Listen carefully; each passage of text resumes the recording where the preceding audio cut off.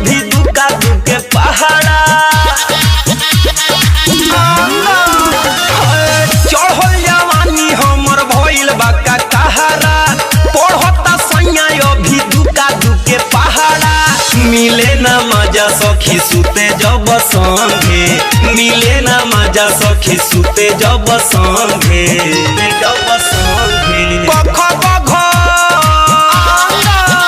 अरे कख गघ अंगे भातार घूमे नहंगे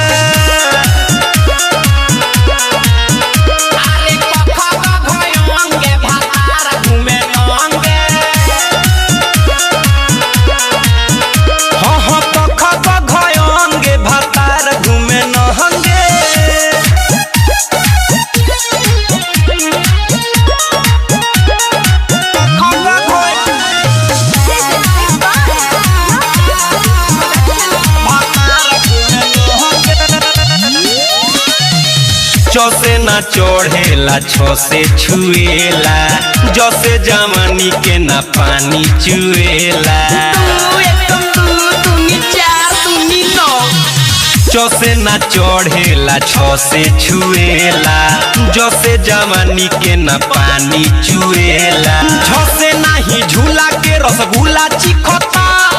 तथ तो धन से अभी नीमू सीखता पसे पपीता छोड़ी पढ़ेला पतंगे पसे पपीता छोड़ी पढ़ेला पतंगे अरे कख गघ हाय हाय कख गघ अंगे भातार घूमे नहंगे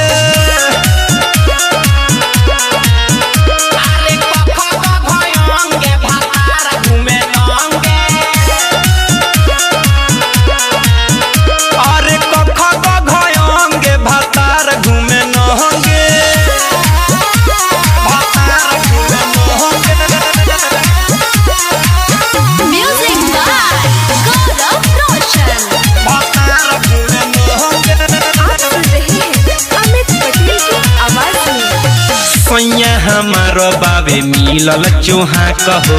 मन करे अगुआ के नो चली ही ना कहो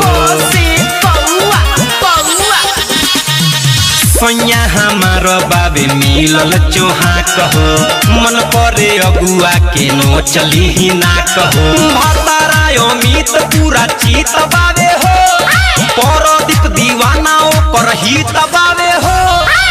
करेला काम सब सखी रे बेढंगे करेला काम सब सखी रे बेढंगे अरे कख गघ कख गघ अंगे भातार घूमे नहंगे